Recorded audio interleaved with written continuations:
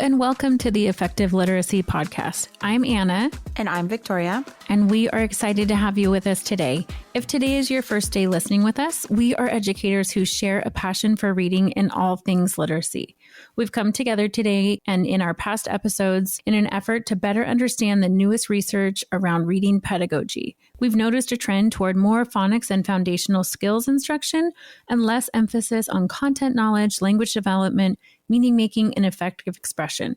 So to make sense of it all, we've been interviewing experts from across the nation who have extensive knowledge in literacy and multilingual education and having discussions with them about how to better support our students, our teachers, and specifically our multilingual learners in an effort to become more literate individuals by the time they graduate.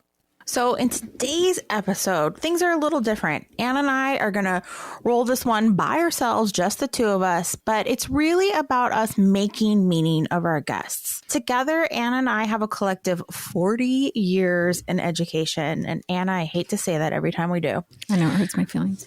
I know. And every time Anna and I go to a conference, we read a new theory book, we, learn anything about education. We know that one of the most important things to do is to find other educators to talk about what we've learned, right? To really help us make sense and make meaning of that learning. So today we're spending some time really making sense of episode 13, 14, and 15, which is Dr. Susana Johnson, David Rogers, and Cristina Sánchez-López. If you haven't yet listened to those episodes, we recommend you might want to go back and listen to them, or you might want to listen to us first and then decide how you want to go. Either way works with us. We're happy to have you with us. So Anna, we are now on episode 16. We've had 9 total guests. We've had 16 episodes. And I'm really starting to see that we have a lot of common themes. And I think we heard these common themes from Dr. Johnson, David Rogers, and Cristina Sánchez-López. So what common themes did you hear? So in going back and listening to all of those episodes, I definitely put some notes down that those common themes that we're hearing from the 3 of them, as well as from our previous guests, are things that we know and value, but it's also just really validating to some of those thoughts and discussions that we've had in our previous, not only meaning making, but just in the conversations that Victoria and I have had together around how do we support teachers and learners with literacy. And so one thing that I think that we've heard a lot of and that we want to make sure that we're really bringing to the surface of all of our conversations is acknowledging and building on students' home language and experiences. And that's where we need to start, right? And while that may look different depending on the language of instruction or the language of the teacher, that not only just acknowledgement, but also building upon the home language experiences and the experiences that student may have had before they come into the classroom. In addition to that, I think it's really important that then we think about, so how are the lessons that I'm developing really cultivating a rich literacy experience for my students, not necessarily by blocks of time or minutes, but really thinking about how am I using oral language skills that students have in primary language and additional language? How am I strengthening those and then using those to build those reading and writing skills that we know are really important as students advance in their academic career? Once those oral language skills are strong and students are confident, then we know that we can teach reading and teach writing explicitly while giving students a place to put those explicitly learned skills. And all of those pieces will come together so that they can become those literate individuals. And then one thing that I think we're starting to toy around with is then what do you do with that literacy? So all of those pieces that we've heard in all 3 episodes, I think are those resonating thoughts that we keep toying around with, but really today, I think I'm really coming to a place of this is what I want to hold for myself as I support literacy at my site. That makes perfect sense. And, like you said, we've heard this, I think, from all 9 guests, right? About that we have to have these literacy rich classrooms, that we have, print has to be everywhere, that we have to really play with language. We have to bring everything together. And so I think it's important that we keep hearing the same message. And I think it's important for us in this inquiry model, finding out exactly what is effective literacy, of that if you're hearing the same thing, there's that commonality and that theme to it. So I'm also thinking about in these episodes, what did we hear that we haven't heard so much about before? Or that, that maybe we've heard a little bit about, but they were phrased in such a way. One of the things that we heard about in these episodes is about translanguaging, which Dr. Johnson talked a lot about translanguaging. And I really like thinking about this, and I want to think about how to use it more in my own classroom, how to use it more in the classrooms that I support. And this idea of translanguaging is so key to really supporting our students and honoring our students. David also talked about the idea of like honoring our students are really giving them like the social cultural skills and social cultural identities. Mm-hmm. And that idea that by helping our students support those identities, we're helping them be critical thinkers. Absolutely. And I think it's a big shift from the code switching, right? And so a lot of us who got our credentials back when we did, there was a lot of work around code switching and acknowledging and valuing it. But this is a yes and, right? So how am I then taking this concept of code switching and then moving towards a more inclusive and culturally sustaining approach with the translanguaging? And what am I doing, even if I'm a monolingual teacher or I'm a monolingual site administrator or professional development provider, but how am I then building in this expectation that what students bring to us in their primary language is really important for expression. And we don't want to limit kids' ability to express themselves because that experience maybe didn't happen in a way that they can express themselves in the language of instruction. If the language of instruction is a dual language program, then all the better, right? But this idea of translanguaging is really assets based, and I think a place that we absolutely want to embrace and move towards. Absolutely. The other thing that it really makes me think about, which you just reminded me again, is this idea when we're thinking about literacy development in a monolingual approach, right? And we're not taking into account what happens on the home language side of literacy, right? Or what happens in between the two language developments. We're missing out on a lot for our students, and we're missing out on really that assets-based classroom. We might say we're an assets-based classroom. We might do everything that we can to show that. But if we're constantly showing that we value a monolingual society and a monolingual classroom, are we really an assets-based classroom? That's a big question. And I think for teachers, the question is, and for administrators, and really for everybody all the way up to the district office and to the state level is, so then what do we do? Right? How do we move toward, I say I'm assets-based versus I show I'm assets-based? Well, I don't know that I have an answer, but I think that one of the things that we talked about in this, these series is this idea that what if instead of having English learners as an afterthought in our classroom, what if we started our lessons designing for an English learner? And we kind of joked around with David a little bit. What if we just did it for a week?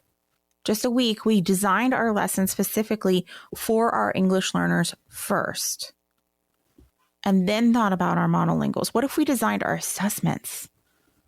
Right? Like we talked a lot about our assessments and this idea that our assessments are really showing the value of the monolingual classroom.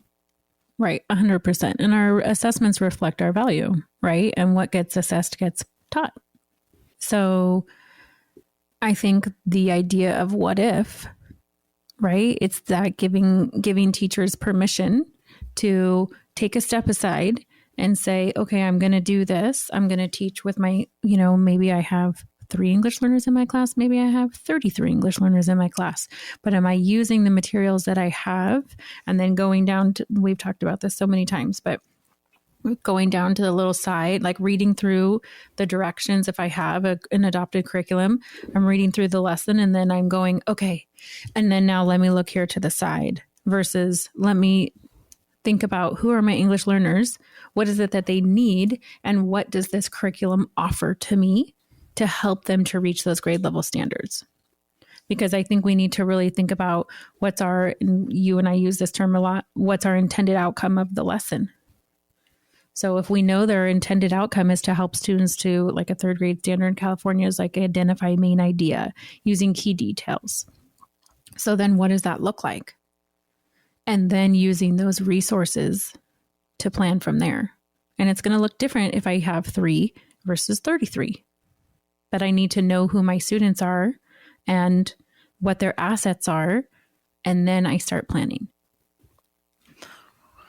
You know what? Another thing that you just said, and it reminded me of what Cristina had said, is this idea that we have to start with the standards, right? Mm-hmm. That our standards really tell us what's grade level appropriate. And how are we making sure that our students are getting that opportunity to master their grade level standards? And I think that that's a big thing. And I think, as a classroom teacher, I was guilty of it.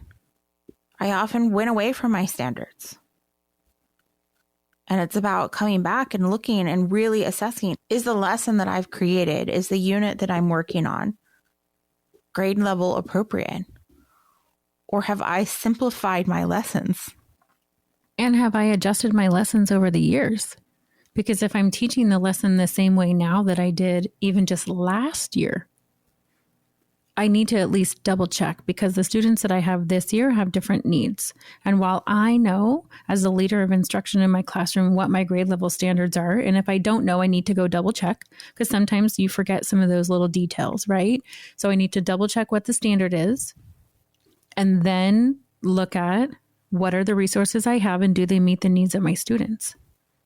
Because if we're doing activities just for activity's sake, or saying, oh, well, I need to make sure I have more oral language in this lesson, then we want to make sure that that oral language opportunity is a scaffold so that students can meet that math standard, or that the discussion that they're having in the sentence frames that I'm providing, or the opportunity to discuss in the primary language first, that lesson customization is all with the intended outcome of I'm helping students to reach grade level standards. Right. And I think it's important for us just to restate that when we're talking about standards, we're talking about content standards and English language development standards. In the state of California, those two standards, they work in tandem with each other. And our English language development standards really help us know what scaffolds are appropriate for our students in their language development, as well as how to really reach that content. And if that's something that our listeners aren't necessarily that comfortable with, there are a lot of resources that, we can maybe put on the website as different places that you might go or trainings that you might attend. As much as I know we're all really busy and there's a lot of needs, if you're listening to the podcast and you're already, engaged in these conversations. And so then my thought is, how can we support our own professional development? If this is resonating with you and you're thinking, oh, you know what, I should get back on those ELD standards, or maybe I do need to really think about how am I thinking about what assets my students have and how do I then build upon that? So there are definitely those conversations and resources that we can put into the show notes so that teachers can develop themselves professionally in the way that they know that they need to do. Absolutely. And it's one of those things that I think it's so important that we always say that teachers of reading read, teachers of writing write. Teachers should also continuously be learning. We need to also remember always what it's like to be a student and continue to challenge ourselves and to learn more and to perfect more. Yeah. And that makes me kind of think, I'm going back to my notes on Susana. And when we asked her, how does she, when she's working with teachers, help them to identify what parts of a curriculum they should really be paying attention to? And something that she said is that, no publisher is going to make a curriculum perfect for your specific students. And that's okay. It doesn't mean that the publisher, wasn't thinking about your kids. It just means that the publisher was making a curriculum for that specific grade level in the entire state of your, whatever state you're in. And so then we use our teacher agency to then customize what we have at our access to help our students, like I said, meet that grade level expectation. And that teacher agency is going to look different depending on where you are. Maybe your grade level has an expert in the field of multilingual education. And so you just pop over next door versus you're the only person at your grade level. So then you might need to step outside and look at what's available maybe on my state's Department of Education, or what organizations do I really trust when it comes to professional development. Maybe I can grab a recorded webinar just to kind of refresh my memory. But that teacher agency is also teacher agency for ourselves. And if you're listening to the podcast, this is, like I said, obviously something that you find valuable and important. And maybe you're thinking, oh, I have these great ideas. So the other thing of teacher agency is also sharing those great ideas and making sure that you're working with your grade level colleagues and thinking about how are we as a grade level or as a department making sure that we're prioritizing English learners or multilingual learners in our instruction so that we meet those grade level standards. Yeah. And I think that we heard that very clearly from Cristina, right? About this idea of making sure that you have a team, but also part of that teacher agency is really knowing your students, and knowing, how to tap into their funds of knowledge, how to really make sure that you're giving them the critical thinking skills. And so again, it's like this, it's a masterful web, right? And we as teachers, we're artists, that we're taking our colleagues, we're taking our agency, we're taking our curriculum, we're taking our standards, we're taking the knowledge of our students, and we're weaving this all together into these masterful lessons. And this idea that you touched on, like maybe we had this perfect lesson last year, but we have a whole different group of kids this year. And so what do we have to change about that lesson? Or should we take that idea and start over, kind of thing, right? And start over with the same idea, but think about, okay, this group, again, instead of thinking about our English learners as that afterthought, thinking about our students this year as that afterthought, right? And like, they're not the afterthought. Let's start with them. For sure. I was just thinking about the resources that are available to teachers and jumping on some of those websites where teachers reach out and look for, oh, I need a thing. I need a thing to help with this lesson that I'm going to teach. So I just was doing a quick Google search. I won't give any names or anything like that, but there are lots of things out there. Right. But I think the most valuable thing that we have is our colleagues and our experiences and our own, pedagogical knowledge. And so just jumping on something that you can make a quick copy of may or may not really help your individual students. And I'm going to push back a little bit. I think one of our other values, right, that we have is, again, going back to those standards. Right. At some point, we gotta confirm that we're at grade level. There, especially in the work that I'm doing now, there's too many times that we're all so well-intentioned. We're so well-intentioned. We've created these amazing lessons. They're so engaging. They're working. And then we realize that they're like 3 to 4 levels below where they're supposed to be. And how can we, scaffold up?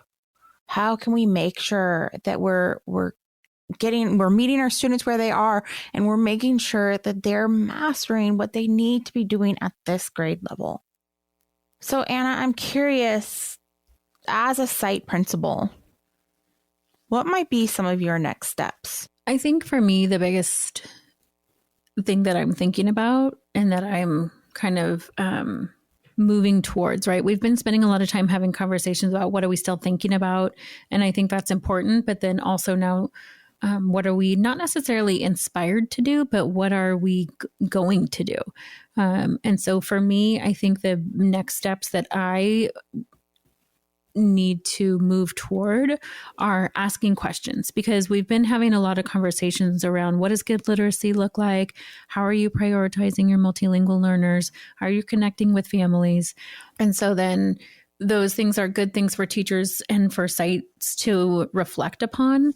But now the question is, so with those decisions that we're making, are we meeting the intended outcome, right? What's the intended outcome? And are we getting there? And it doesn't mean that we have to wait until an assessment cycle and use our district adopted assessment, right? Whether that's by trimester or by the year, but really thinking about, did that lesson hit the mark?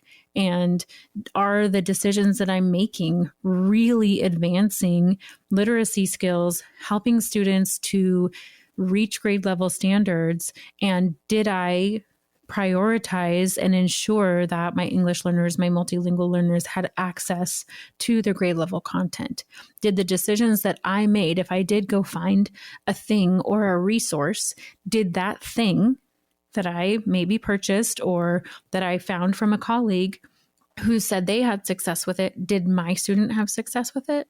Was that the thing that helped my student or my group of students to master those grade level standards? So I think for me, it's really getting to the question of, okay, now we have these common agreements, and now we're making some decisions, and are those decisions actually having the impact that we're hoping?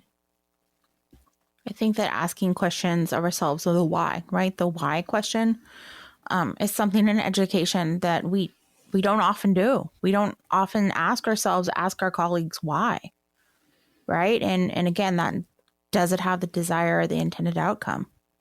Yeah. And it's not a why from like a judgy place, like, why are you doing that? But more so like, tell me why you're doing that. What's making you think that? And then what, right? That it's more of like a why that to kind of bring on a discussion and from a learning approach. Absolutely. And I think some of our next steps as we're continuing in our inquiry through the podcast is about what kind of experts do we want to invite next. And I really think, Anna, one of our key pieces that we need to have an expert in the classroom. We need to have a current classroom teacher really share with us his or her, art. How do they weave all of this together? How do they make sure that home language side of literacy development isn't absent in the classroom? I also think maybe we need to talk to some experts on like the bilingual brain, right? And what's happening in that brain and what happens when we do have that absence, and how do we make sure that we show that value? I also think that another piece that we really need to think about is having an expert here about our teacher prep programs around the nation. And how are we making sure that we're supporting that teacher agency, that we're cultivating that teacher agency, that we're really telling teachers, hey, you have this power. I think those might be some of our concrete next steps. I think those are great next steps, especially the idea of the bilingual brain, right? And kind of going back to David and the piece on assessment, that we're not assessing necessarily what's happening in the bilingual brain. We're really assessing from a monolingual perspective in a lot of situations. Not all of them, of course, not all of them, but some of our assessments are definitely looking at it from a monolingual perspective. And it just makes me wonder what we're leaving out and who we're leaving out and what experiences are being left out. So I think that expert will be really important to hear from. Absolutely. So Anne and I want to thank you for joining us today on this Making Meaning of the Effective Literacy podcast. For more information, to get access to our resources, and to, share with us your action steps, join us at multilingualliteracy.org and make sure to subscribe to our podcast. We want to thank you again. Bye-bye.